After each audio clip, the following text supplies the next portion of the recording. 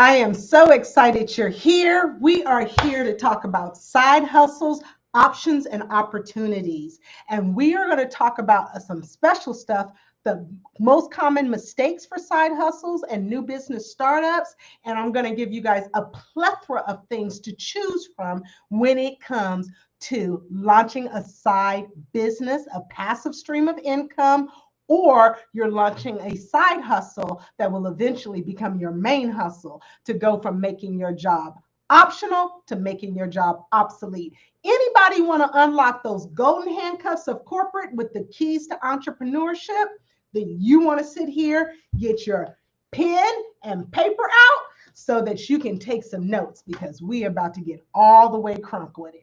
I am so happy that you are here with me. I am Coach BU, the Breakthrough Strategist, and I'm here to talk to you about side hustles and options, the winner's choice. Hello, winners. I love using my little maracas. Let me tell you, my maracas are a reminder of how God brought me out of corporate and set me on the path with a side hustle of a coaching business, then later became my full-time business. And now it's one of my multiple businesses. So I am so excited to come to you guys and help launch off some new side hustles, some new businesses, help you guys launch into some passive income. And I'm here to give you a steak dinner on what it takes to get it started, make it happen, so that you do not commit financial suicide. And so that's really important, is that you do not commit financial self-sabotage by launching without a plan. I want you to launch with a plan that's going to help you thrive. And so let's get right on into it. Let me make sure I'm going live everywhere else. You know, Instagram requires some special things from me when I go live with it. And so I hope that you guys are out there. You're ready to really dig into what we're doing today. And I want to share with you a short clip of what happened today. So today we actually launched my side hustle business, and that is a vending machine business called Two Farm Chicas, where we're going to be coming out to you live and talking more and more about that over the next few months.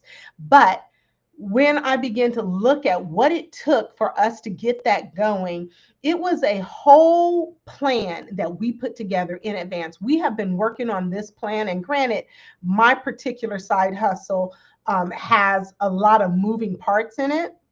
And so when you're looking at a side hustle, you want to have a plan put together. And I like to do those plans, and I do it with my clients.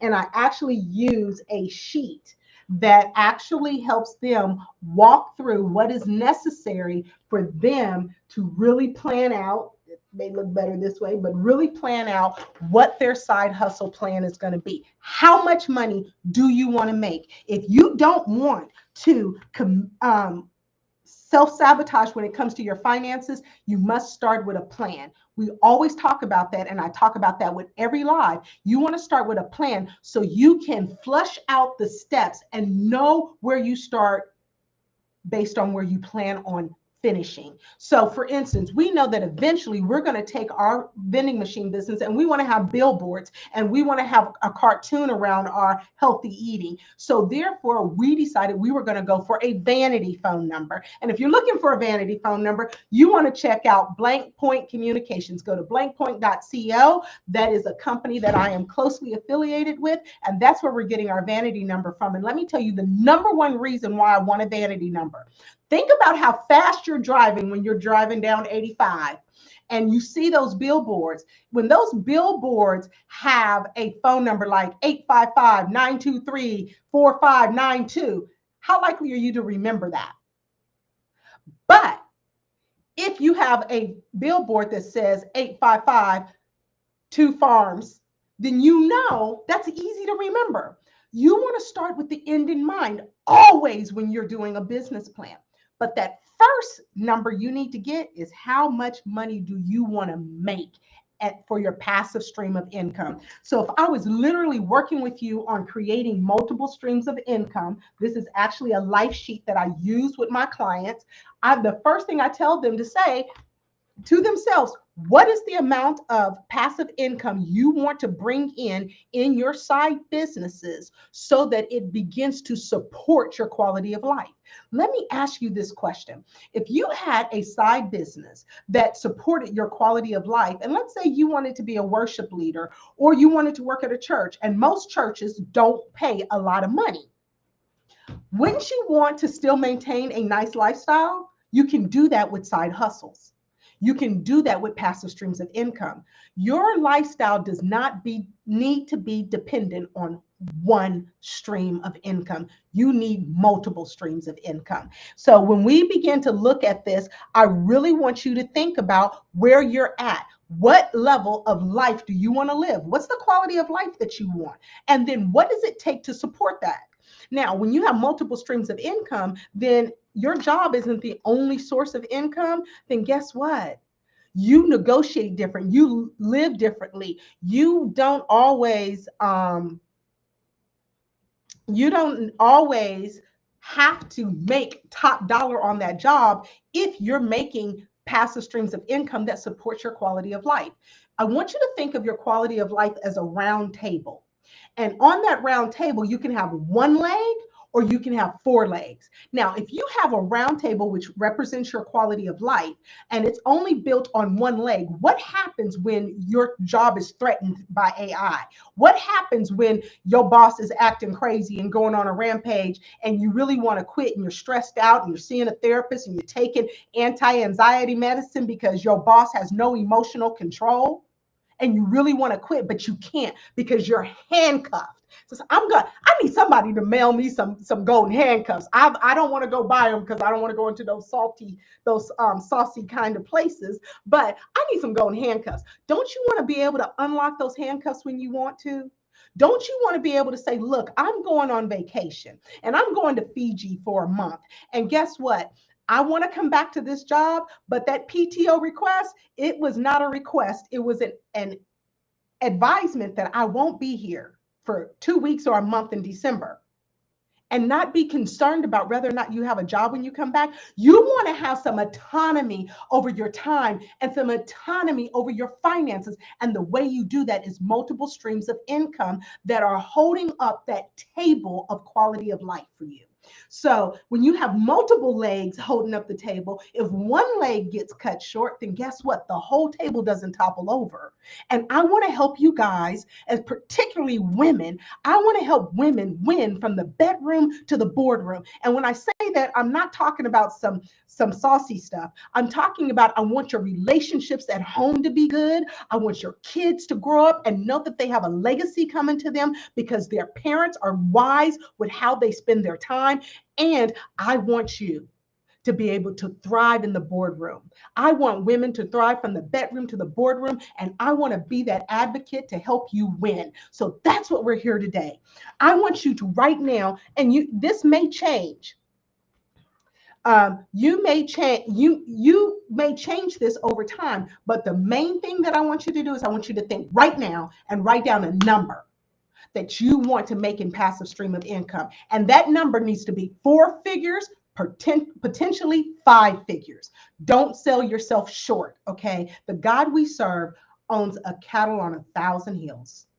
And there is no shortage of resources. There may be a deficit in your bank account. There may be a deficit for our nation, but there is no deficit when it comes to Jesus, okay? So I want you to dream big, God-sized dreams, okay? And so I'm so glad that you guys are in the chat, but since I have people that clown in the chat, yeah, we may not see so much from the chat, but I will be looking to the chat for questions, and I'll answer questions that pertain to side hustles and passive streams of income. Okay, so the first thing we want to do is we want to look at how much money do we want to make in passive stream of income. So I'm going to share something with you. I want to make my corporate salary in passive stream of income. Yeah. I want a 6-figure passive stream of income. Yeah. You know why? Because cash flow businesses are better fundings for retirement than a 401k is in my book. Okay. Because I'm not going to get into 401k. Let me leave that alone. Okay. So we're going to pick the number that we need in passive income that's going to support our quality of life. Now, with that, let's talk about our options and our opportunities, right? I said I was going to come to you guys and I was going to talk to you about options and opportunities. There's lots of ways that you can make money. But beloved, I really want you guys to think about this. When you think about launching a side business, I really want you to think about, what are you passionate about? So I am a professional painter. Thank you, Robin, who bought my first painting. She made me a professional painter. And I do acrylic painting and I sell my paintings, right? I don't sell them in galleries. It's usually friends that know I did a painting, or they'll request a painting and I'll paint because I love painting. Now I can still write off a portion of my house. I can write off everything that I do for painting. I can write off all the advertisement I would do for painting. All of that stuff becomes a tax write-off for me, right?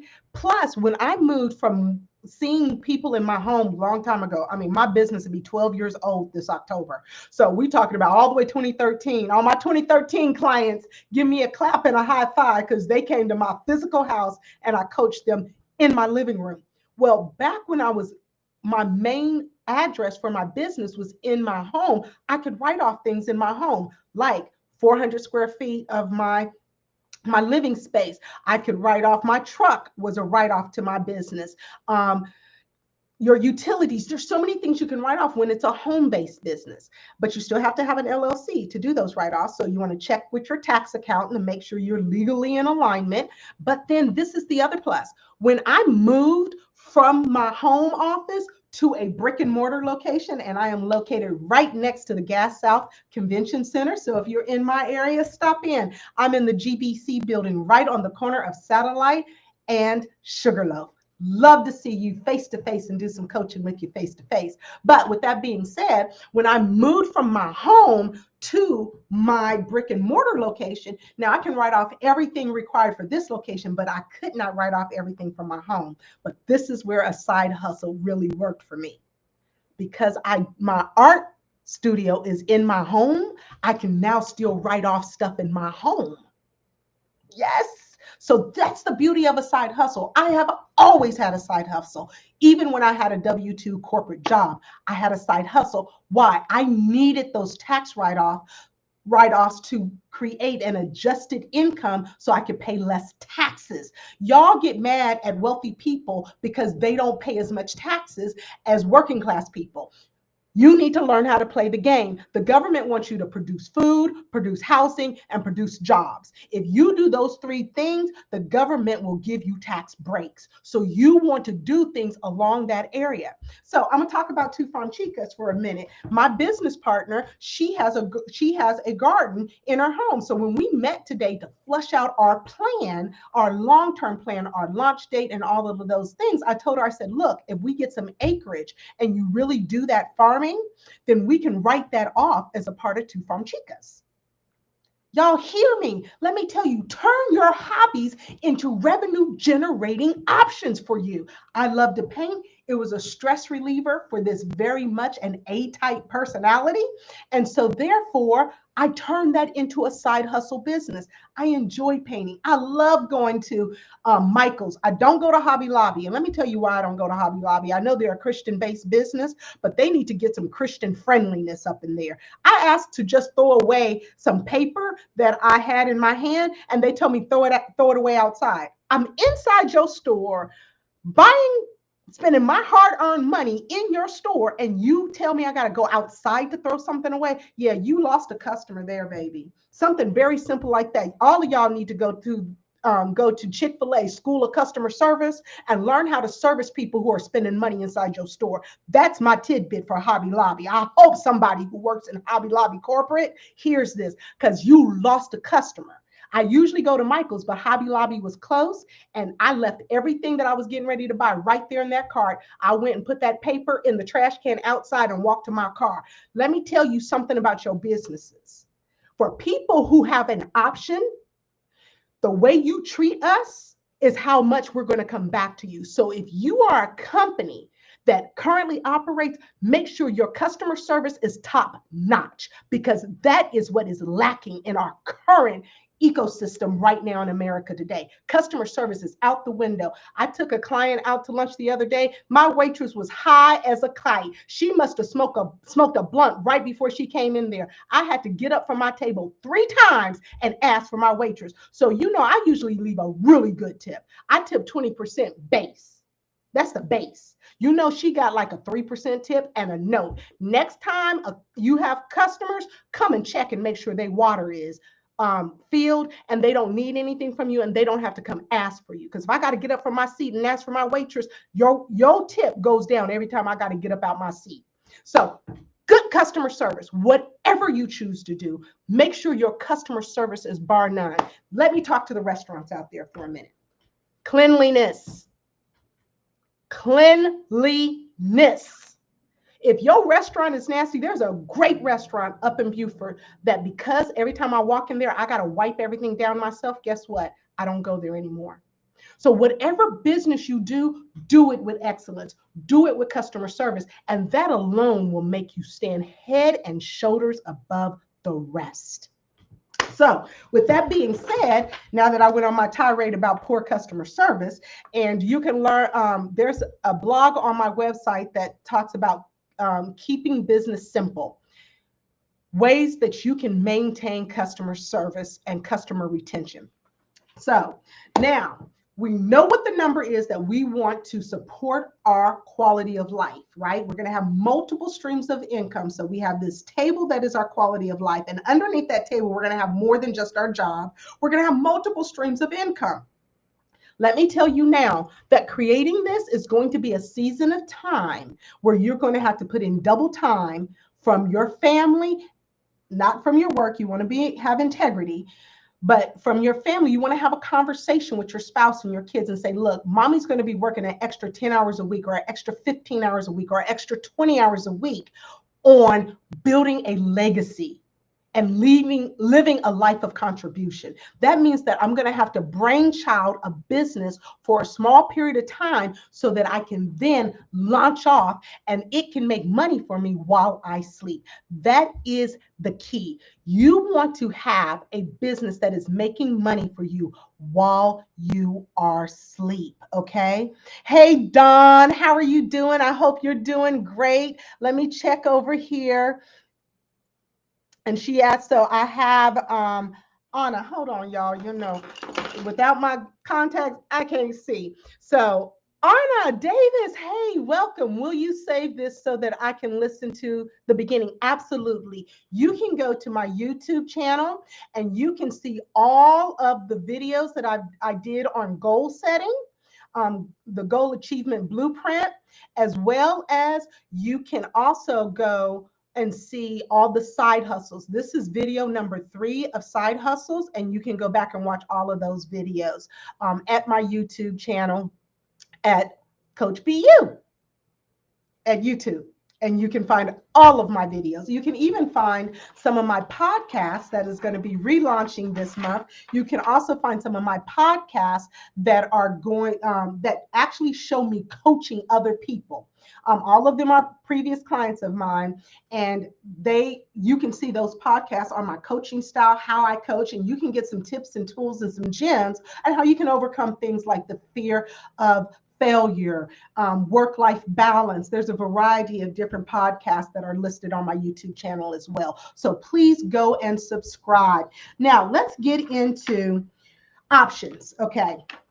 I'm going to tell you, I'm going to talk about 4 options that I have helped people personally, my clients, build a coaching business with. And one of the first ones is dividend stocks. Those are stocks that are going to pay you a quarterly bonus when you start to use them. You can buy the stocks, and then once a quarter, depending on how well that stock does, you get a quarterly dividend. Now, I love stocks, but let me tell you, getting into stocks, you're going to need to invest time in a very good mentor or course. And I strongly suggest you don't do an online course.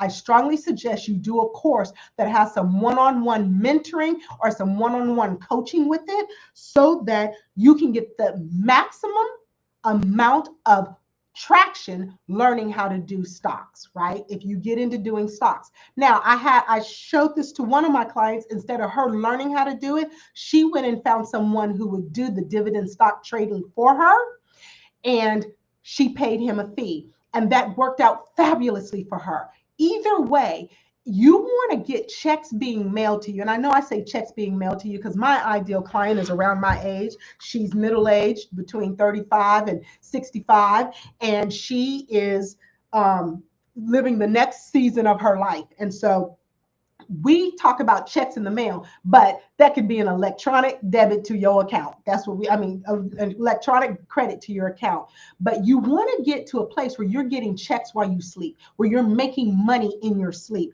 And dividend stocks is a great way to go. But all of these are going to require upfront time and a financial investment. So if you are living paycheck to paycheck right now, you may want to take a season of time where you stop going to Starbucks, you stop eating out, you stop using DoorDash, and take all the money you would typically spend a month on that, take a fraction of that and cook. Yeah, it's called a frying pan and a pot.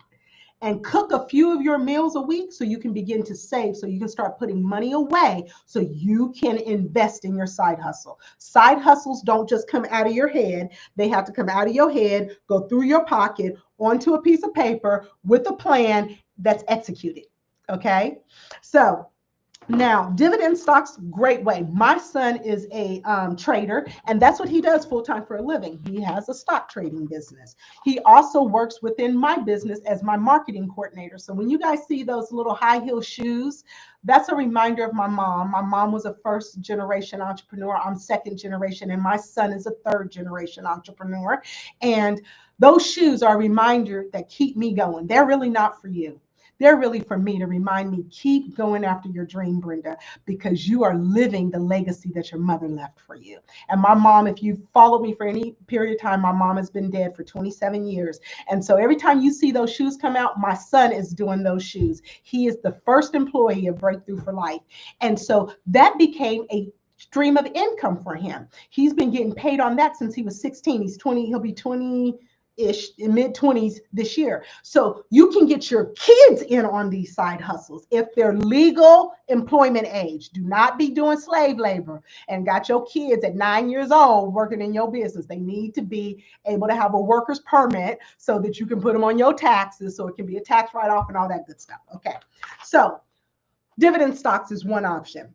Purchasing a cash flow business, that is something that is going to require you to make sure you have a good cost accountant, a good business accountant who can go in and evaluate a business and determine whether or not that business is financially sound, whether or not their numbers, there is a such thing as cooking the books. My first set of student loans is in accounting. So you can cook some books. You can do some funny things with some numbers. So when you look at purchasing a cash flow business, there's tons of websites out there that you can go to for a cash flow business. One of them is bizbuysell.com. That's bizbuysell.com. And then you can put / Georgia-businesses-for-sale. Okay, that is a good website to go and check them out. You can also Google other websites to find if you have a particular niche, like you want to launch a laundromat, but you want one that's already been pre-owned. The beauty of a pre-owned purchasing a cash flow business, the beauty of it is usually when you purchase those businesses, you inherit the staff, you inherit the GM, you inherit all the people that work there. So you don't have to do like what we're doing for Two Farm Chicas, because we are doing it from scratch, right? We're having to source our operations manager, the people who are going to fill the vending machines and all that. Whereas when you buy a cash flow business, you already inherit all of that. Now, when you do that, you really do need to be detail oriented and see, is that GM a good GM? Is the staff that they already have good staff?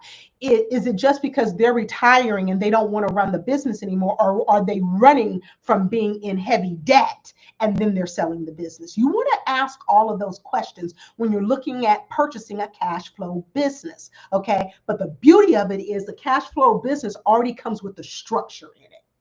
Okay. So you already have a vendor list. You already have equipment. You already have the brick and mortar. You already have all of that. And so that's the beauty of getting purchasing a cash flow business.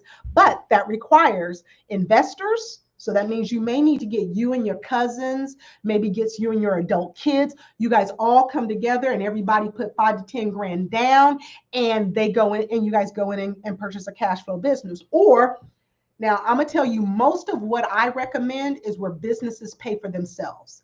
I'm not real big on investors because I don't want to pay out all my profits in the side businesses that I have.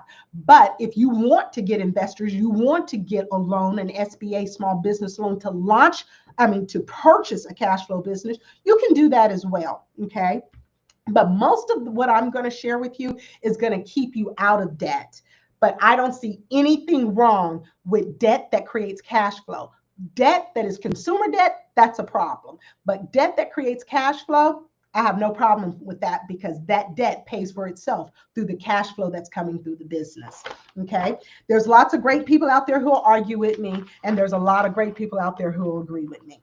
Okay, another option for side hustle business. If you make $75,000 or more a year, then you could literally do peer-to-peer lending. And there's a couple of different peer-to-peer lending out there. Prosper and Lending Club are two peer-to-peer lending places, and most of you guys will know them because they come in and they ask you if you want to get a loan from them. But where do they get the money for those peer-to-peer loans? They get it on the other side where people are investing in peer-to-peer lending, and they are taking a portion of their money, putting it over in a peer-to-peer lending account, and then that Prosper or Lending Club is then loaning the money out. Now, the peer-to-peer lending acts a lot like this was my first passive stream of income. And the peer-to-peer lending acts almost like the stock market. You can decide, do I want to have conservative loans? Those are people who have good credit and they have a greater likelihood of paying you back. Then there's high risk loans. That's people who have poor credit and they're not real good at paying loans back. Okay, so you're going to get a higher return. You're going to get a higher return on investment on the riskier loans than you would on the less riskier loans, right? So you have to think about your threshold of risk. Okay, so in any passive stream of income, you could lose it all, just like you can walk in tomorrow and lose your job. Okay, so there's a risk involved with everything you do when it comes to money and time.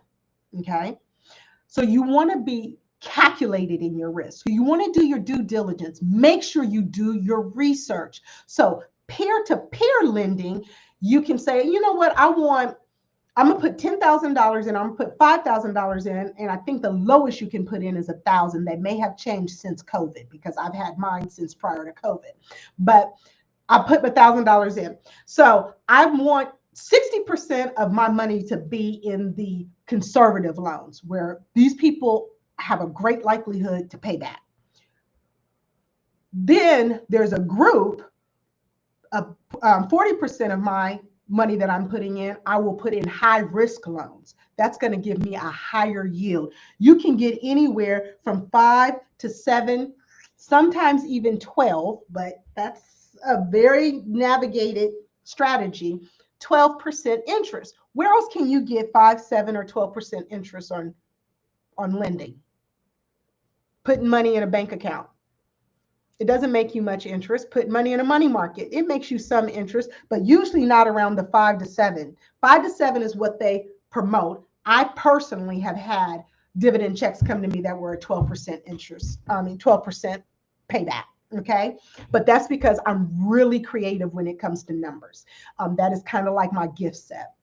So peer-to-peer lending is another way that you can do it, and you can always go to the mix.net, and they can show you a great deal of information about peer-to-peer lending. Okay, then the next thing is storage rentals. Honey, That is a multiple stream of income cash flow, but it requires a large amount of money to get into that field. So I'm not going to spend a whole lot of time on storage rentals, but if you happen to be in that income bracket where you can get a loan that's running around 450,000, then you can get into that market. You can also potentially purchase an already existing storage rental. So when you look at storage rentals, let me tell you about the goodies that's one of the things on my passive income map. One of the things on there is for us to have a storage rental company. You know why? Because then I can have my vending machines up in there. People are going to come by. You can do U-Haul rentals out of there. You can sell corrugated boxes, tape. There's a multitude of things that you can sell at a storage rental place. But this is the other caveat. For storage rentals, when people don't pay their storage and you ever see those storage rental auctions, you can sell all of their stuff when they don't pay. And that's another stream of income. So you really want to look at businesses that can have multiple ways that businesses can make money within that business. I call it the Rockefeller style. Rockefeller, he owned everything vertically and horizontally that pertained to his businesses. So someone couldn't just go and say, hey, I know you're renting that office space over there and we've decided to sell the building. Now you got to move. Not for him. He owned the spaces of his building. He owned everything that had to do with his businesses. And so I like that because you have more control. And remember, we seek to have multiple streams of income and be entrepreneurs for freedom, not for money. I don't do this for money. I can live well off of a corporate income. I do this for freedom so that I don't have to work on Mondays if I don't want to. And if I want to take Fridays off, I can. And if I want to take the month of December off and celebrate my birthday all month long, I can. That's autonomy of time. And it's more precious than a paycheck. So storage rentals are a very lucrative way of making passive streams of income. Now, my personal favorite is silent partner. That's where you pay in. A business may need a cash infusion. You pay into the business, make absolutely sure that you have a operating agreement set up with that. So you make sure you don't get got. But you become a silent partner and you give them an infusion of cash flow, and then you just get a profit check. That's a great way to be passive. You want to have authority to oversee the books, take a look at the books. You want to definitely, if you're buying in to be a silent partner, you need to have a very, very good accountant that knows how to just not count beans, but knows how to analyze the beans. We call accountants, and I'm talking to myself, bean counters, right? But you don't want to just count those beans. You want to be strategic on how those beans move across that cash flow statement, right? Or that income statement or that profit and loss statement. You want to make sure you know what those numbers are looking like, what their projected numbers look like. And most importantly, you want to look at their marketing strategy. Most businesses go out of business because they do not have the marketing to bring in the clientele to support the business. So you want to make sure that you do that. But when you do, you can really earn a nice check every quarter by being a silent partner in a cash flow business. Okay. So hopefully this is helping you guys. Please put something in the chat. Let me take a look here at the chat and see what we got here. And I don't see much in the chat, but I do want to say hello to Sean. Thank you so much for joining us. I'm so glad you're here. I appreciate you taking time out of your Tuesday night to come and join us for our steak dinner on side hustles and goal achievement. I'm so glad you are here. All righty. So if you got questions, put them in the chat. If there's a business idea you have, put it in the chat, and I'll be more than happy to share my insights with you. The other business idea that I have helped multiple clients do is laundromats. Getting a laundromat is location, location, location. Now, let me tell you point blank, period. Many people think laundromats over in the marginalized areas is where they're usually at. But the reality is, honey, I want you to think about this. If you put a laundromat in an area of suburbia, a little bit more upper class, and you did a laundry fluff and fold, you did the laundry for them, let me tell you, they will pay top dollar to buy their time back from doing their 4 kids soccer uniforms laundry 3-4 times a week, y'all. I'm telling you that it is, let me tell you, location is everything. Once you dial into your ideal client, which I said in my last slide, you don't need to do ish until you decide who your ideal client is and how you service them, how you relieve a pain, release a pressure, provide entertainment, or provide convenience. That's what the 4 things people pay for. Once you know how you're going to service your ideal client, then you can get strategic in going after running your side businesses. So a laundromat can be very helpful. Oh, I have to pull this one. Felix. Okay, so many of you guys, if you've ever scheduled a discovery call with me, you see Felix. Felix is the guy in the middle. His wife is my spiritual daughter. I love me some Patty. Please give your wife a big, huge hug for me. Love you guys to beyond. Next time you guys come to Georgia, I want to take you and the whole family out because Felix, we prayed you into Patty's life, and I'm so excited that you're here. And let's see what we got in the chat here. We have Miss Don May. She's asking a question. Thank you. I love answering questions. What do you think about franchising? I think that franchising is a great option. Let me tell you the pluses before I tell you the downsides. It's a great option. You have a lot of support when you have a franchise. One of my clients, he runs economy hotels, and he runs it for a franchise. So with him, I don't even have to talk to him about marketing because guess what? The franchise, when you are a franchisee, the franchise, that you're buying from, like Chick-fil-A or Motel 6 or whoever, the French Starbucks, they do all your advertising for you.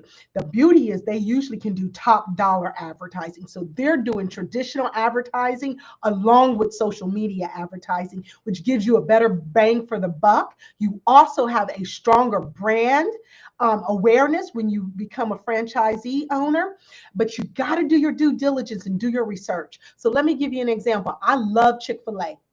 I love me some Chick-fil-A. It's my pleasure. Wonderful. I get great service from Chick-fil-A. But in order to be a franchisee owner, at least pre-COVID, when I checked into it, it required you to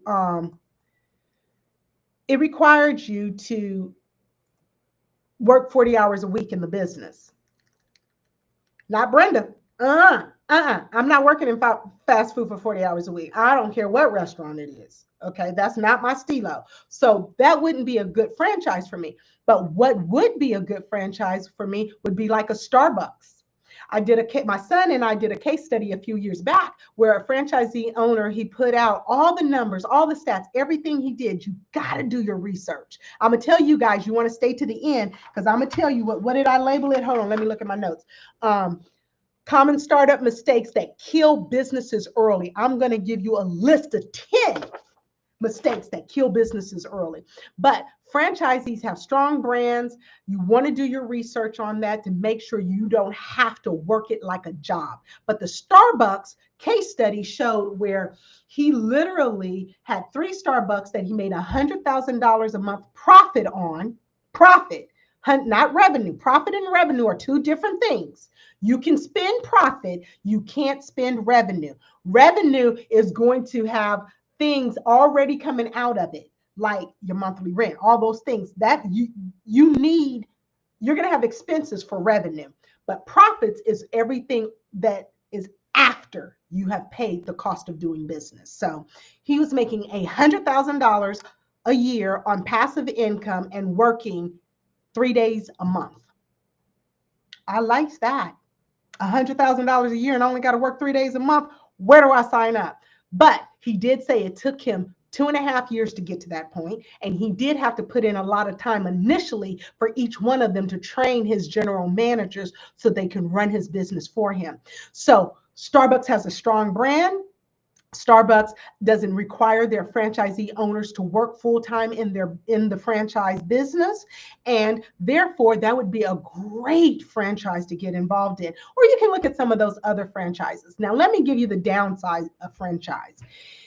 If you're a free thinker like I am, I'm a nonconformist. So if you tell me to go left, I'm going to go right. And I'm going to say, well, why everybody else going left? I want to go check out what's on the right side of the street, right? I'm that person. I'm not, I don't go against the grain just to be going against the grain, but I'm a very big believer that wide is the road to destruction, narrow is the road to prosperity.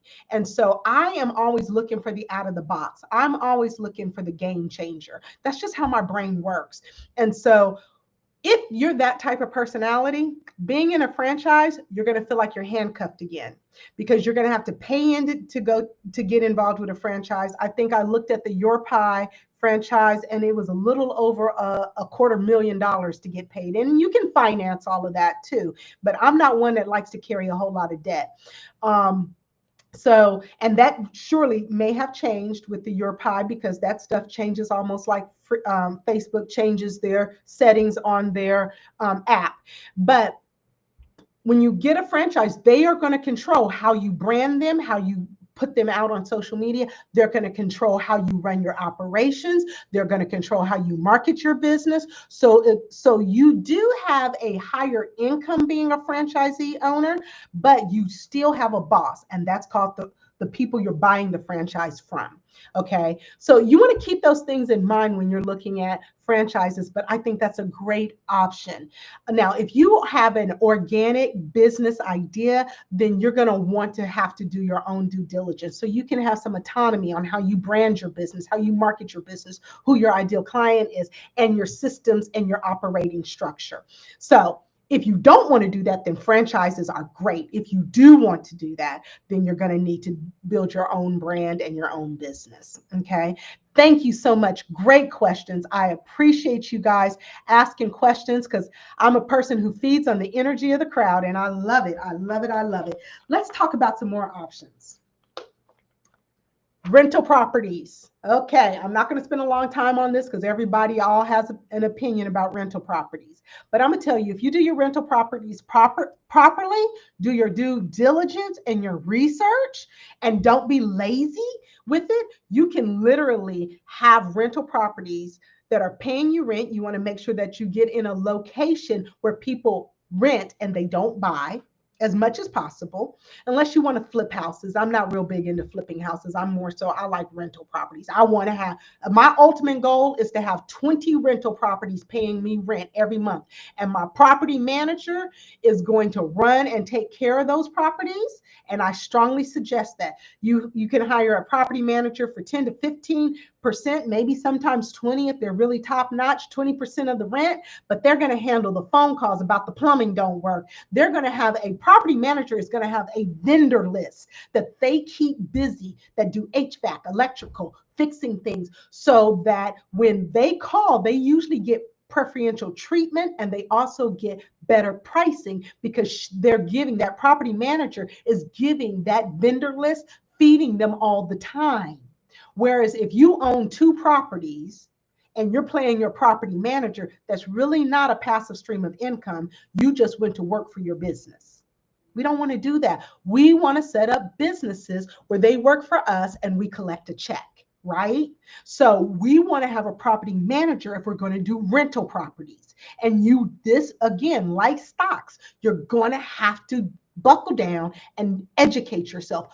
Do some due diligence research. You need to make sure that you're looking at the area that you're looking in. And you don't have to do it in your state. I know that in the state of Georgia, you can get a title loan. I mean, not a title loan, sorry. You can get a title deed from the state of Georgia, an auction, a tax deed. So they're auctioning off a house because the taxes are delinquent. And you can go in and get that house at an auction. It usually happens on Tuesdays. In every county, they are going to be auctioning off the tax liens. You can go online for your particular county and look at what the tax liens are. You can see tax liens out there for $1,500. You can see tax liens out there for $20,000. You want to take that, go to your particular county, pull up the tax liens that you want to potentially purchase property from, and you want to go out and take a look at the property. You cannot step on their lawn or walk around their house. Warning, do not step on their lawn or walk around their house, because that's trespassing and they will call the po-po on you. So don't do that. You need to drive by the house, take a look at the outside of the house, look at the neighborhood it's in, have your real estate agent do comps for you on it to see what's going on in that area, how much those houses sell for, how much those houses can rent for. You want to do your due diligence. Let me tell you, research is your best friend when you're looking at a stream of income that's in business. You need to do research. So you want to look around that house. You want to take a look, do the comps, do the due diligence, do the research, and then you need to show up with money orders in different denominations, because they're not giving you change at the auction. At least the ones that I've gone to, they don't give you change. And what I suggest is that you go and just observe one tax lien auction in your county and see how it works. There's so much you learn when you get in the environment of it. So make sure that you are doing your due diligence in your research. Now, if you have a good property manager like I have, let me tell you, my girl Chiquita, sheethebomb.com, sheethebomb.com, sheethebomb.com, Next Gen Realty. I love me some Chiquita. Now, shouts out to you. Now, if you have a good property manager like I do, she's going to go through the whole process of getting the people evicted, getting you new renters, making sure that they are qualified based on your specifications. She's going to collect the rent. She's going to take the phone calls, and she's only going to call you when she has an expenditure to spend money out of whatever escrow account that you set up. And you do need to set up something where you have an account that she can pull the money from, so that she can replace the HVAC if she needs to replace, or do any electrical repairs, things of that nature. But she's not going to do it willy-nilly. Your property manager, you always want to make sure that before they spend anything, they have to call and contact you. Now, if you have lots of properties, you may put a threshold on that. I only want you to call me if you got to spend over $2,000 on something. Other than that, send me the receipts. I trust you. But you don't want to do that the first you're with the property manager, because this is the thing. Now, my girl isn't like that, but a lot of them are. And I have coached a lot of property managers that I would never do business with, because their level of integrity needs to be bar none. You need to be able to trust your property manager to represent you well. Okay. But rental properties are an awesome stream of income. Now, you can have rental properties, what are called short-term rentals. Those are Airbnb, short-term rentals, things of that nature. You can get into that space as well. And I strongly suggest you look up the story of Airbnb and how they got started. They couldn't pay their rent. And they literally, there was a big convention coming in town. All the hotels were sold out. They literally was able to pay their rent because they rented out different rooms of their apartment. I believe it was an apartment or condo. And that's how Airbnb got started. So go check out their story. Don't take my word for it. Go check out their story. So Airbnb short-term rentals are another way that you can create passive streams of income if you structure it right. Structure it right, okay? Don't just get in and I'll do it all. So let me tell you a personal story. I was sitting talking with my business partner today, and she wants to get the vending machines out there like now. I'm like, nah, girl, we gonna go this route, because I'm not lifting no boxes. I ain't filling no vending machines. I ain't doing none of that. I said, you want to do it? She was like, she started to say yes. She said, no, let's start out the way we want to end up. Staff. I said, that's right. So let's make sure that we have the staff to support the system. There's 3 ways that you scale a business. First, sales, marketing strategy. You want to scale a business, you need to have a strong marketing strategy, and you need to be dedicated to being a student of marketing. Because if you are an entrepreneur, you are in the marketing game. Unless you do franchises, then the franchise, the who you're buying the franchise from, they're the people who do the marketing for you. But scaling a business requires sales. Then you need systems. You want to have your systems as automated as you can possibly get it for efficiency. And then you want to have staff, right? Those three things need to be in place for any business to become passive, where you're just overseeing the business, but you're not working in the business. That's where freedom comes. Many solopreneurs are simply employees of their business. I have been an employee of my business and I'm working really hard to get out of it. But you need good qualified staff. That means you need to be able to staff right, identify talent so that you can staff right, so that you can trust fully, so that you can delegate. Okay. So now I think I've covered quite a few options on passive streams of income. Now, I didn't cover any of the ones that are like TikTok, different types of online social media influencer. I didn't cover any of that because there's a lot of people who cover that. I'm looking more for legacy type businesses, cash flow businesses as side hustles. Okay. So let me go in here to the chat and see what we got. We've got Dawn, and she was good. God is funny. I have both ideas. I love it. Don't you love it when God, you're just listening to a random chick. Nobody knows who Brenda Underwood at Breakthrough for Life is, for the most part, unless you're in my community every week, coming every Tuesday night at 7:30 for me to give you a steak dinner on how you can achieve your goals, helping women win from the bedroom to the boardroom. And it's funny when you come and you see a stranger talking to you about stuff and it coincides with what the Holy Spirit is speaking to you about. Dawn, what I tell you, whatever's hindering you right now, honey, pull the trigger. Trust God. Let me tell you what God asked me when I was hesitant to leave corporate. I did my workplace exit strategy. I worked it for 3 years. God only wanted me to work it for 1 year. I did 2 years of working my workplace exit strategy out of sheer fear of leaving my corporate job. I did not want to commit. I did not want, I have to be careful how often I use that S word. I did not want to commit financial self-sabotage. So I was scared to death because I'm a single mom. My son's father is deceased. I have yet to marry. And so I don't have a safety net. Financially, if I don't get it, it don't get got, period. So I was really scared to leave my corporate golden handcuffs to launch my business. And then God said to me, are the hands of man more secure than the hands of God?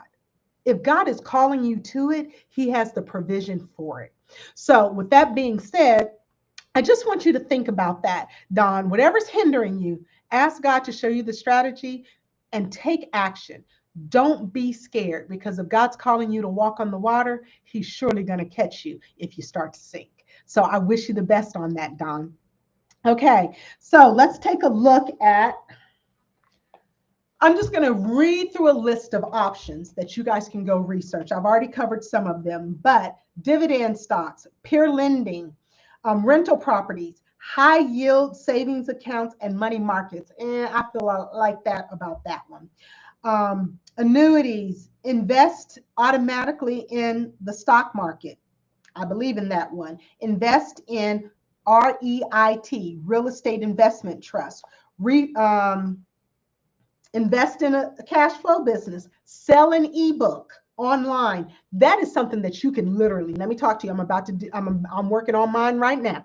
Your ebook online, let me tell you what, you can get that book written, you can get that book edited, and you can go to 48-hour publishing, and you can get that book up, running, and going within 30 to 90 days, y'all. So if you got a book in you, you can do an ebook online and sell that. I was talking to a friend of mine who did an anthology with me, and let me tell you what that book is. She was part of this book with me. This is my story But It Is Not My Life with Laditra White, a very dear friend of both of ours. And I sold every single one of my books. Every single one of them. I mean, I think I got maybe 10 books left, maybe. And my girlfriend was like, "How'd you do it?" I said, "I put it on my website as an e-commerce spot for them to go and buy. And I sold it and I promoted it. Whatever you produce, if you produce a book, whatever you do, an online course, you're going to have to promote it. Okay? So an online book is something that you can turn around and get cash flow on. You can also create a course on Udemy or an online course. Selling stock photos is an option. If you produce music, you can license music. You can create an app, affiliate marketing, network marketing, design t-shirts. One of my clients, she does custom t-shirts. And when you guys see me come out, it's actually two of my clients. Rachel and Neil are one company that does t-shirts. And then I have another very dear friend of mine, Miss Burton. She does t-shirts as well. I will be getting my Breakthrough for Life merch from those two clients. I like to keep the money within the Breakthrough for Life family because I have everything from attorneys to people who work at the Kroger meat department that have invested in coaching with Breakthrough for Life for themselves. So you definitely want to look into that. Airbnb, we talked about owning a car wash, rent out your car. I had a client do that through Toro, Toro, and his Corvette got stolen. So you may want to make sure you do your due diligence, do your research on that. There is risk. Rent your car out, vending machine business, storage rentals, laundromat. And I think that about covers it. Okay. So those are all some options for you guys when it comes to side hustles. Do your research and take a look at what works for you. I started this live out talking about, I strongly suggest you find your passions and that you take your hobbies and you turn your hobbies into a cash flow business because you're doing it anyway. Why not write off everything? You know, if you love golf, why not become a golf instructor part-time? So then you can write off your tee times, write off those expensive golf clubs, write off everything associated with it. And then you are instructing people on how to do golf. And that's if you have the people skills to do that. I have a very good friend. He plays golf and he does not have the people skills to instruct other people because he don't have the patience. But if that's something you love and you can monetize it, why not? It's your hobby. Okay. So I really strongly suggest that you look at your purpose and your passion and then you decide your side hustle because it's going to get hard. It's going to get frustrating. There's going to be things that get on your nerves. But if you love what you do, it'll help press you through the hard places. Okay. And so the next thing that I want to cover before we're out of time is common startup mistakes that kill businesses early. This first one is skipping market research. Y'all, if God called the Israelites to do research and development, that ain't in the Bible, Brenda. Yeah, it is. He went and told the spies. He sent the spies into the promised land and said, go check it out. Didn't God already know what was up in there? He knew. Yeah, I'm using Ebonics. Y'all can get over it. God knew what was already in the promised land. He needed the spies to know what was already in the promised land so he can begin to prepare them for the battle that they were going to have to take the promised land. So if the Israelites had to do research and development, what makes you think you don't? I'm just wondering. Sit down. You got ChatGPT, you got Google, you got a variety of things that are here to help you win. Do your due diligence. Do the market research. If you are doing a book, you need to do market research. Market research is who out there would buy your book. That's market research. Does the book have a place, right? Are people interested in the topic?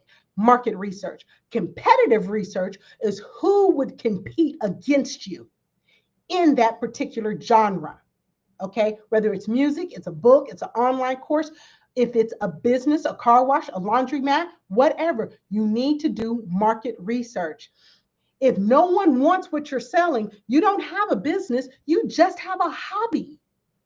So make sure you do the market research so you know, and you do your competitive research, R&D, big companies, Procter and Gamble, Mars Company, all of them spend a great deal of money in research and development so that they know when they're putting a product to the market, it's going to bite.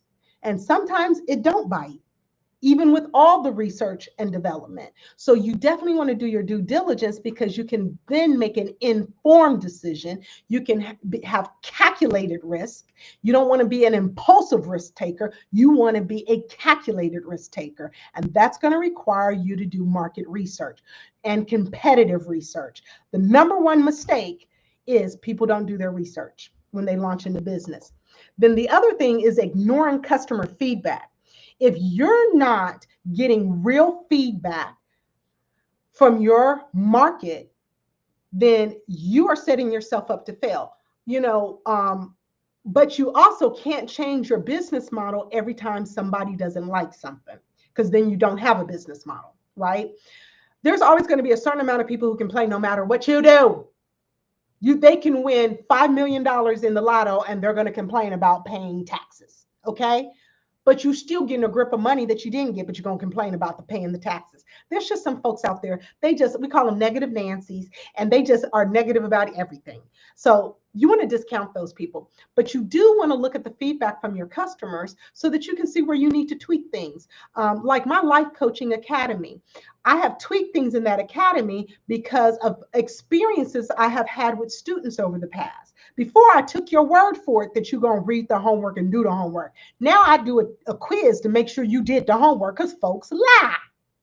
Okay, so you want to study your customer, study your market, study your ideal client so that you can set it up in such a way that you get feedback that will help you grow your business, help you be an excellent service in the field that you're in. So the next one is no clear monetization strategy. That means you didn't take time to do your marketing. You didn't take time to stop and say, how am I going to get this business? If Facebook shuts down, this is why I go live on multiple platforms. And I own all my videos. All my videos, the minute I'm done, they get downloaded to my computer. And I own it. I don't leave it on somebody else's server because it's my content. But if Facebook and Instagram or Meta decides they're going to shut down, Zach, like, I'm tired of fighting with folks, I don't need to do this, and he shuts it down, how many businesses would go out of business? How many businesses were crying when TikTok got shut down for that quick 24 hours? Y'all, come on, don't put all your eggs in one basket. You need to have a diversified marketing portfolio. How are you going to market your business? You want to learn how to own one marketing strategy and then add on and add on and add on so you can maximize your influence, okay? You need to have a crystal clear marketing strategy. We're talking about the mistakes that kill businesses early. Weak branding and positioning. If your brand doesn't stand out, you'll get lost in the noise. There's a lot of online noise out here. So part of my brand is authenticity, being real. I don't use any filters when I come live. I don't use any filters on my videos. I will admit, yes, have I done an AI photo shoot? Yes, I did an AI photo shoot when I was about 215 pounds, and I put those pictures out and everywhere so I can look at what I'm becoming. And now I don't need AI to show me what my body looks like at 155 pounds, because I've gone from 235. At 215, I did the AI photo shoot. At 235, but I went from 235 to 155. But I went from 215 to 155 looking at those photos every time I got on social media. Now, my male friend was like, you don't need no AI now. I don't know if he liked me. I think he liked me a little bit better when I was chunkier, but he is very happy with me where I'm at as well. But I'm just saying to you, my brand represents authenticity. My brand represents transparency. So I do not put myself as the know-it-all. I don't put myself out here as the end-all be-all. And I don't put myself out here as perfection. I am not. I am the Christian that needs the blood of Jesus. I have things that I have got to repent about, trust, and believe. And so when you're putting your brand out there, you want to think about what type of brand do you want to put out there. Your brand is your business reputation. What do you want it to speak? I want mine to speak bold. I want mine to speak authentic. I want mine to speak results. I give a performance guarantee to all of my one-on-one clients. And let me tell you right now, I get my result for 95% of all my clients. Whatever result we discuss in that discovery call, you are going to get it, or I'm going to coach you at no charge until you do. That's after you've paid. Okay. So with that being said, what do you want your brand to represent? How do you want to position your brand? Who is your ideal client? You want to be clear on that. If you're selling t-shirts, who are you selling it to? If you're selling $25, $30 t-shirts, you're selling t-shirts to a different clientele than t-shirts that are sold for $7.95 that are wash and throw away. Okay. So you really want to look at that. If you have weak branding and weak positioning, then you're going to have weak revenue. And that means you're going to go out of business pretty quick. So another common startup mistake that kills businesses early is underpricing or overpricing. Mispricing kills profitability, and you need to know your value. So I'm going to tell you what often gets asked of me. People want me to help them build six-figure businesses, and they want to pay me $50 a coaching session. Really? Really? Really? You want me to help you earn six figures in revenue, but you only want to pay me $50, $100 a session? Yeah, go get some coach that got their certification off of Udemy, because I spent 18 months getting my 2 certifications and a grip of money so that I can learn how to cognitively transform your thought process, so we can transform your behavior process so that you can win at life in every area of life. That didn't come for $99 from some 3-day weekend certification program. Okay. So I'm not going to devalue it. So when people come to me and say, yeah, I want you to help me launch a 6-figure business and quit my job, but I only want to pay you $500, I say, thank you very much. Have a great day. Or they'll say, oh, wow, can you, we're talking about underpricing and overpricing. I'm going to talk about both sides of it. But right now we're talking about underpricing, because most Christians undervalue and underprice the value of their service and product. So I'm speaking to the Christian market, which is my predominant ideal client. Okay. Do I work with non-Christians? Yes, I do. But Christian market, those are the people who follow me the most, because there's a cross in my logo for a reason. We're Christian. Okay. So with that being said, they often will undervalue their services. And when people come to me and say, I want you to help me launch a 6-figure business, but I don't want to pay that investment amount, I ask them, well, what part of the result do you want me to discount? You want me to discount the investment, but what part of the result do you want me to discount? Because you're paying for a result. You're not paying to have good conversations with Brenda Underwood. You could have good conversations with me at the Walmart. I talk to everybody who's in line behind me at the Walmart. Just get in line behind me at the Walmart. You can have a good conversation with me for free. Okay. But if you want to get a result that is going to change the trajectory of your future, you are going to invest. And I'm not going to devalue my investment because you don't want to pay it. Neiman Marcus does not apologize for charging you $500 for a pair of heels that are going to make you feel like you're walking in tennis shoes. They don't apologize, and I don't apologize for getting my clients the results that they want to get at this season of their life. So let's talk about the overpricing.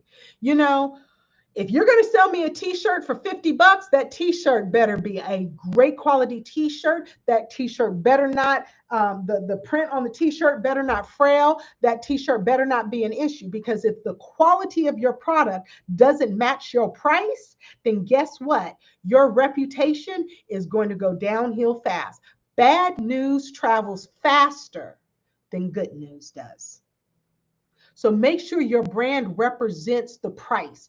I am not the affordable coach. I am a premium custom coach because I guarantee my results. Ask me how many times I've had to give away my performance guarantee in 12 years. My performance guarantee is as long as you're willing to take action and eliminate excuses, as long as you're willing to get out of your usual routine so you can do something different, so you can get something different, and as long as you're willing to be open and coachable, because I'm going to come at you with some cutting edge ideas to take your business or your life to the next level. If you're willing to do those three things, if you can rise to the occasion of those three things, I give you a performance guarantee. That means that if we do not reach your coaching goal within the time specified, and that's either going to be 10 weeks, 16 weeks, or 6 months, or 1 year, depending on what your coaching goal is. If I don't get it done for you in that time frame, then I will coach you at no charge until you reach that result. It is not a money back guarantee. It is a performance guarantee because I get results with people who will show up for their future. If you will show up for your future, I can get you the results. Well, Brenda, that's kind of arrogant. How can you say that? I can say that because go look at the 100+ testimonies that are on my website. And I got 30 more that I've needed to put on my website since the beginning of January. I get results from my people because this is what I'm called to do. I'm called to help people live their dreams, help people win at life from the bedroom to the boardroom. And I've got strategies and tools that you can't find on TikTok and YouTube to get it done. And so with that being said, you want to make sure that you don't underprice and you don't overprice. The problem with underpricing, if my coaching is $50 a coaching session, there's a value associated to that in your mind. When we go to Walmart, we expect cheap. When we go to Neiman Marcus, we expect quality. The price dictates that. If I pay $20,000 for a car for my son, I expect that car not to last as long as my Yukon. My Yukon was a much higher purchase price than my son's Elantra. At the end of the day, y'all, price conveys in the subconscious mind a value. Make sure you value your product or your services right. Don't overvalue it, because if you do and you got Wish type product, then guess what? People are going to talk about you just like they talked about Wish. Okay? So we don't want to underprice. We don't want to overprice. We want to price it right. Pricing made simple. And let me talk one more about pricing. When you get into business, stop a la carting your nickel and diming, the a la carte, you nickel and dime people to death.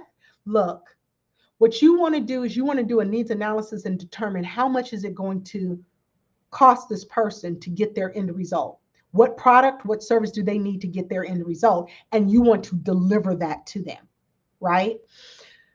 When you look at underpricing or overpricing, you also want to look at the method of pricing. Are you nickel and diming them to death where they can't figure out what their bill is going to be every month? Or do you have pricing made simple? When people's pricing is made simple, they feel a greater confidence in purchasing your products. But when it's, well, we're going to charge you for this, and then you get this, and then if you go over this, then it's going to be this much, but if you're under this, then it's going to be that much, and then but if you have this happen, then we're going to charge you an extra. People are like, is this an algebra equation?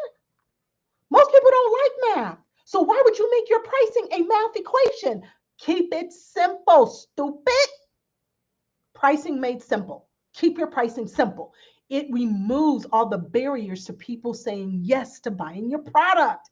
Let me tell you what, there's one restaurant I love. I go to it all the time. I'm not going to say its name because I don't want to give it no bad press, but I go to it all the time. But you know what? I stopped paying with credit card there. I pay with cash. And if I pay with credit card, I take that 1.5% that they charge me for using a credit card. I take it out the tip of the waitress. Now people be like, that's being cheap. No, you're nickel and diming me. You need to put that 3% in the cost of your products and services and stop nickel and diming me. The only thing I need to see is the cost of my food and the taxes for my food and the tip. When I start seeing extra lines on there, if you tell me I got to tip you 18%, bet what? We're going to have a conversation, because if that service wasn't 18% tip, service, we're going to have a conversation with the manager, not the waitress, because I'm a foodie. I eat out a lot. And so you got to deliver me the service. A tip is designed for good service. It's not entitled to you because you served me. Okay?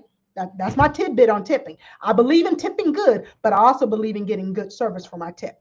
Okay. So when you're pricing, you want to keep your pricing made simple. You don't want to overprice. You don't want to underprice, and you want to make absolutely sure your pricing is easy for them to understand. Okay. The number 6 on the mistakes that kill businesses early is scaling too fast. We have this saying, the business is growing so fast, the wheel's about to fall off. You want to have a steady. You want to be steady in your flow of growing. You want to analyze each and every one of your moves, but you don't want to have analysis paralysis. You want to analyze each and every one of your moves strategically. Remember, God is a strategic God. He is not an impulsive God. He is strategic. Okay. And remember, scaling requires scaling requires sales, systems, and staff. Those are the 3 S's that you need to scale your business. And all of those need to be strategically rolled out. Okay. Number 7, not controlling cash flow. Poor money management is the number 1 business failure. I know people who have risen to the top. They broke that 7-figure mark, and then they were broke a few years later. That was because they did not control the cash flow.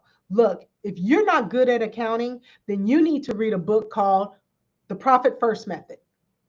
The Profit First Method is a phenomenal book to read. I usually don't recommend books, but I want to recommend it to y'all because remember, this is a steak dinner on side hustles, and it's my last one. We're starting a new Tuesday night live this month. And so that is going to be all about how do you balance working a full-time job and a side hustle. And I'm going to give you one tip for that to get us started on that particular live. The next one, number 8, is lack of online presence. That is what they consider one of the startup mistakes that kill businesses early, a lack of online presence. I'm going to tell you, if I go, I've been vetting a vendor. There's several, so many vendors right now. I've been vetting vendors. And if I see something on Instagram about you and I go to your website and your website is crap, your website is hard to read, your website is not aesthetically pleasing, I jump off and I go to the next. There's too many other options out there, you guys. You really need to look at your online presence. Now, let me give you a tip with online presence. If you're starting a brand spanking new business, you want to make absolutely sure that in your online business, you're using the same handle across the board. Like one of the mistakes I made when I launched my business, I didn't know nothing about online presence and handle and all that stuff. So on one website, I'm Brenda Underwood. On another website, I was Coach Brenda. On another website, I was Breakthrough for Life. Online presence, I was Breakthrough for Life. And so when I went to switch over to Coach BU, I couldn't get Coach BU everywhere. So all of my video platforms are Coach BU. TikTok is Coach BU. TikTok is Coach BU and YouTube is Coach BU. But all my social media platforms is BTFL Coach BU because I couldn't get Coach BU. But ideally, you want to have the same handle across all social media platforms. So think about that because it just makes it easier for you to promote your businesses across multiple platforms. You want to have an online presence because nowadays your online presence is your resume. Number 9, ignoring legal and tax obligations. Look, y'all, I ain't even going to talk about this long because I don't even want to talk it into existence. I curse it at its root. But look, be right with the law and be right with the IRS. Just look, in my business, I just know off the top, this is what they get. I take my tithe out. I take my taxes out and I take my profits out. And then what's left is what my business operates on. Okay. So You want to make sure you're good with those two because they can take you out of business real fast. Think about many companies that have gone out of business, one of which is Family Christian Bookstore. 100-year-old business went out of business because they did number 7, not controlling cash flow properly. They went out of business because they didn't manage their money well. How are you a century-old business and you go out of business because you don't know how to do financials? Come on, y'all. I miss Family Christian Bookstore. Anyway, and then number 10, this is the thing that was about to take Breakthrough for Life out. And I'm going to give credit to a very sweet associate that I had during this season of time when I was ready to shut Breakthrough for Life down. I'm not going to tell you when that was, but I'm going to tell you there was a time where Breakthrough for Life wasn't going to make it into the double digits as far as being how many years we were in business, because I was doing everything alone. It was me and my son doing everything. And let me tell you, my son was doing what he was supposed to be paid for. And when I asked him, can you learn Facebook ads? He's like, no, ma, where my profit check at? That's what he asked me, right? But it was just me and him doing everything alone. And so I was a solopreneur. I was burning out. I didn't have anyone to delegate to. But I learned from Markel Russell, from a friend of mine, Tammy Moore. She introduced me to him, and he taught me this one thing. I didn't stay in his community very long. Great community, just not my stilo. But I didn't stay in his community very long. But what I did get from his community is this one quote: success is a team sport. And during the conferences that I went through of his, I learned that, Brenda, if you don't get a team, you're not going to thrive as a business. And so now I have a strong team around me. I got marketing people. I've got telecom people. I've got website people. I've got a strong team. I've got an assistant. I've got a physical assistant. I've got a VA. I mean, I've got a team to make this engine thrive, right? Because success is a team sport. And I credit that to Markel Russell. He did a phenomenal job at showing me that as an entrepreneur, we can't do everything alone. So as you start your business, you want to begin to think, who has God placed in your circle that can help you grow, that can help you thrive, and who can help your business go to the next level so you can give your gift to the world. God has gifted you with some very specific talents. And I really, really want you to tap into that and give it to the world so that the world can experience the gift God gave you. That's why it's called a gift, y'all. That's why it's called a talent. So you can give it away. Don't let it go to the grave with you. You have something inside of you that no one else in the world has. And I really want to help you thrive in making that come alive.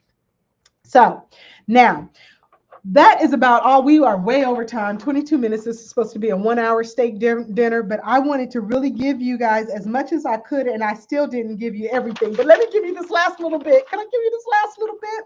Okay, uncommon, but profitable side hustles. B2B data scrapping services. Businesses pay top dollar for lead lists, competitor analysis, and pricing data. AI automation consultant. Help businesses integrate chatbots, AI workflows, and automation tools. Be a ghostwriter. High paid writing for influencers, executives, and industry experts. I think, YouTube cash cow channels. Hire voiceover artists and video editors to mass produce faceless content for you. Those are some uncommon but very profitable side hustles that you can get into. You can also get into a no-code SaaS business, SaaS business. Use platforms like Bubble to create and sell simple SaaS tools. So if you're into that, you can do that. You can also get into licensing, product, PLR. There's so many different ways that you can get into side hustles. You can become a blogger and you can write for different blogs. I mean, there is a plethora of ways in America for you to make money. and abroad. I just don't know about abroad. I'm talking about the USA. And so I really wanted to help you guys get some options and some opportunities for you to build a business with a plan so that you can transition out of corporate without the pressure and without the panic. We want you to transition out of corporate, unlock those golden handcuffs of corporate with the keys to entrepreneurship without committing financial self-sabotage. And so I really hope that this almost hour and a half live has shown you some tips and some tools. Go back, take a look at it, dissect it, take the notes. It's going to be live on my YouTube channel probably for the next 30 days. Okay. I probably will take the side hustle stuff down. The goal achievement stuff will probably stay up. But with that being said, I hope that you guys have gotten a lot from this video. This live today. I hope that if you are interested in actually achieving your goals, that you will reach out to Breakthrough for Life. Simply go to my website, breakthroughforlife.com, schedule a discovery call, pick a time that works for you, and we're going to have a free 45 to 60-minute discovery call to craft a custom coaching journey that's specifically designed to help you win. Because what works for one marriage doesn't work for the next marriage. So we want to make sure that we are celebrating your uniqueness. Since God created diversity, I embrace diversity. And I love everybody that God created. And He created everything that's breathing. So I want to help you win from the bedroom to the boardroom. And I hope you will sign up and show up for a free discovery call so that I can help you get your side business launched and profitable as fast as possible. Keep your eye out. We're coming to you soon with our new business, and I'm looking forward to helping you thrive. Be healthy in life and healthy in heart. This is Brenda, Coach BU, the Breakthrough Strategist, signing off. Peace and love. Bye-bye.